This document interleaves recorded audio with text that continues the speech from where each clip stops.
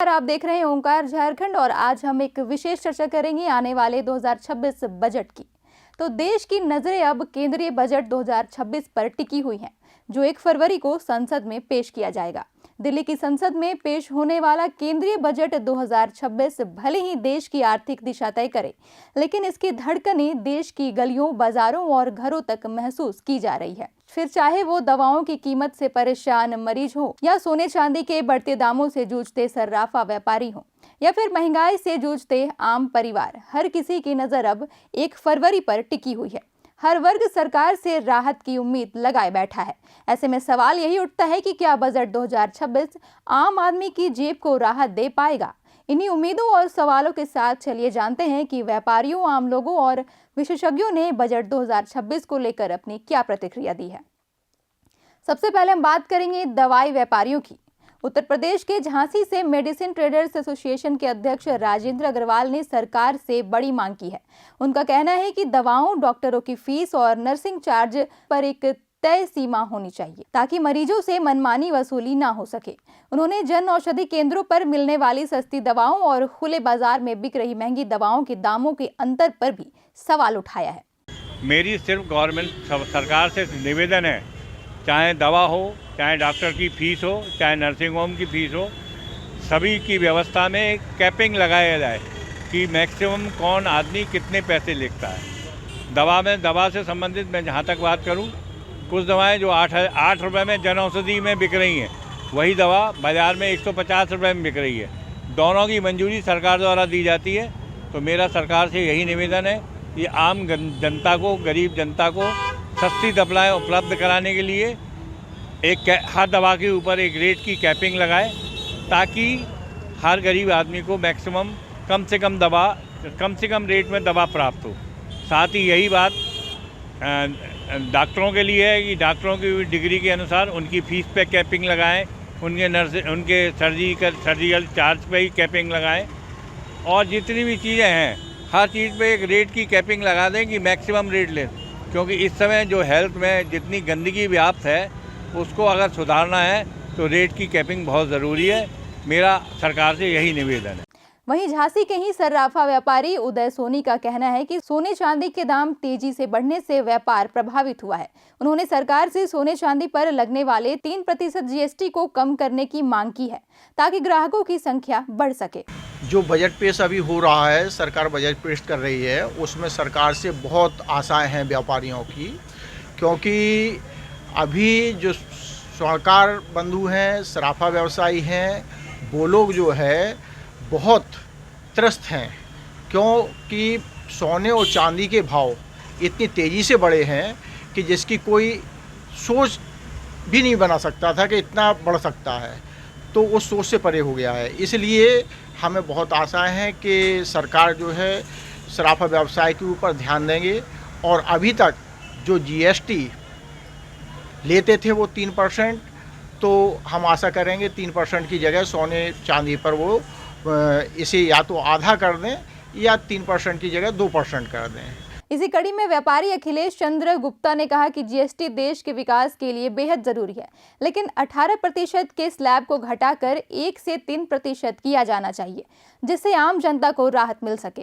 मैं अखिलेश चंद्र Gupta PC jewellers का संचालक हूँ, और जीएसटी जो लग रही है वो बिल्कुल सही लग रही है, और लगना भी चाहिए, क्योंकि एक्साइज भी कम हो गई है। एक्साइज और जीएसटी मिलाकर 3% हैंगे, तो इतना तो कम से कम होना ही चाहिए जी। ये जो पैसा लगता है, ये जो है देश के उत्थान के लिए लगता है। नहीं, हमारे यहाँ तो कोई जीएसटी किसी को भी फ्री नहीं है। हमारे यहाँ तो ज्वेलरी आप परचेज करेंगे तो जीएसटी 3% लगेगी। जीएसटी की उम्मीद ये चाहते हैं कि जो 18% के स्लैब में सामान थे, उसको घटाकर, जैसे पहले ज्वेलरी लाइन में 1% की जीएसटी थी, तो 1 और 3 के बीच में 2% जीएसटी कम से कम बीच में कर दी जाए, जिससे कि जो है जनता को कम जीएसटी पे करना पड़ेगी और सस्ता हो जाएगा भाई। उन्होंने शिक्षा क्षेत्र को पूरी तरह जीएसटी मुक्त करने की भी मांग रखी। क्योंकि शिक्षा के क्षेत्र में जीएसटी बिल्कुल ही नहीं लगनी चाहिए, किताबें भी फ्री होनी चाहिए और बच्चों की पढ़ाई में भी फ्री होनी चाहिए। और अब बात उन महिलाओं की उम्मीदों की। महिलाओं का कहना है कि बढ़ती महंगाई ने घर का बजट बिगाड़ दिया है। ऐसे में वे चाहती हैं कि सरकार रोजमर्रा की जरूरतों की चीजों के दाम काबू में लाने के लिए कोई ठोस कदम उठाए। साथ ही सोना चांदी की बढ़ती कीमतों पर भी लगाम लगाने की मांग की जा रही है। सरकार से यही उम्मीद है कि सब चीज़ कम होनी चाहिए और जो है बहुत ज़्यादा महंगाई हो रही है कि और सोना कोई खरीद नहीं सकता, गरीब आदमी कहाँ से खरीद लेगा, उसको कम होना चाहिए। यही उम्मीद है सरकार से कि मतलब कि सामान सस्ता हो जाए। जो महंगाई है, सोना चांदी, फल सब्जियां, ये सस्ता हो जाए। महंगाई बहुत हो रही है, हमारी सरकार से यही उम्मीद है। यही उम्मीद है कि सोना चांदी महंगा बहुत हो रहा है, हर चीज़ महंगाई बढ़ गई है, साग सब्जी आटा सब चीज़ महंगा हो रहा है। इसीलिए सोचे थोड़ा महंगाई कम हो जाए, क्योंकि हम लोग हाउस वाइफ है नहीं, थोड़ा करते हैं तो थोड़ा बहुत होता है, तो उसी में महंगाई में बचत हो नहीं रहा कुछ भी। सरकार से उम्मीद बस यही है कि मतलब हर चीज़ पे मतलब सस्ता करे। हम लोग एक लोगों ऐसे इतना महंगाई इतनी हो गई है कि एक आदमी कमाने से घर नहीं आ रहा है, राशन इतनी महंगी हो गई है, ऊपर सोना चांदी इतने महंगे हो गए, कुछ कमाते हैं कुछ बनवाना चाहते हैं नहीं बनवा पा रहे हैं। वहीं बात करें नौकरी पेशा वर्ग के लिए, तो नौकरी पेशा वर्ग को भी बजट 2026 से काफी आशा है। इस वर्ग की मांग है कि इनकम टैक्स में राहत, महंगाई के हिसाब से टैक्स स्लैब में बदलाव और सेविंग्स को बढ़ावा देने वाली योजनाएं लाई जाए, ताकि मध्यम वर्ग को आर्थिक राहत मिल सके। जो अपकमिंग बजट है उसमें जो है न्यू रिजीम में गवर्नमेंट ऑफ इंडिया ज़्यादा फोकस करेगी। और मुझे लगता है कि जैसे ओल्ड रिजीम में हमको बहुत सारे टैक्स बेनिफिट्स मिलते थे, HRA, होम लोन्स और इंश्योरेंस के अंदर, वो ऐड ऑन कर सकती है। और इसमें क्या होगा कि जो इनकम टैक्स ITR फाइलिंग नहीं करते हैं उनको ज़्यादा फोकस मिलेगा, वो लोग इनकम टैक्स फाइलिंग स्टार्ट करेंगे।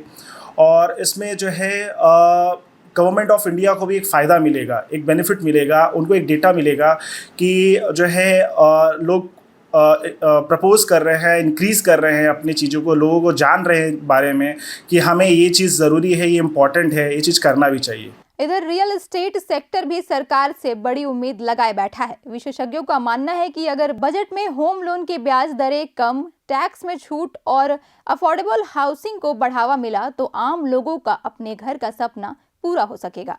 रियल एस्टेट एक ऐसा है जो हर व्यक्ति को छूता है, और मैंने अभी देखा है और बढ़ा भी है कि रियल जो स्टेट है वो 7% GDP में अपना कंट्रीब्यूशन करता है। पूरे देश के 7% GDP एक बहुत बड़ा है। और एग्रीकल्चर के बाद जो नौकरी सबसे ज़्यादा देता है वो अपना रियल एस्टेट देता है। तो नेचुरल है कि हर आदमी को, हर सेक्टर को प्रभावित करता है। तो इसमें मुख्य जो मुद्दा मेरे ख्याल से होना चाहिए भी, जो एक अफोर्डेबल हाउसिंग की बात होती है, जो गवर्नमेंट उस सेगमेंट में 45 लाख रुपए तक का जो एक घर होता है उसको अफोर्डेबल हाउसिंग में रखा गया, उस ब्रैकेट में।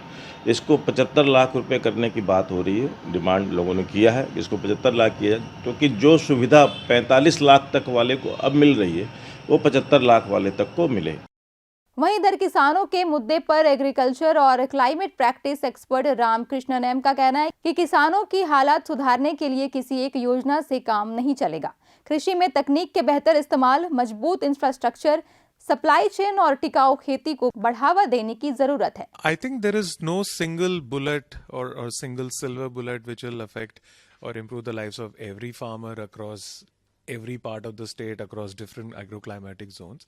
I think structurally what needs to happen is a more dedicated push on use of technology in every part of agriculture. यानी कुल मिलाकर बजट 2026 से हर वर्ग को राहत की उम्मीद है, चाहे वो महंगाई हो, रोजगार हो, शिक्षा हो, स्वास्थ्य हो, खेती हो या फिर व्यापार हो।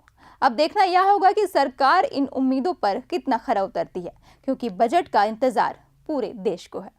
नमस्कार।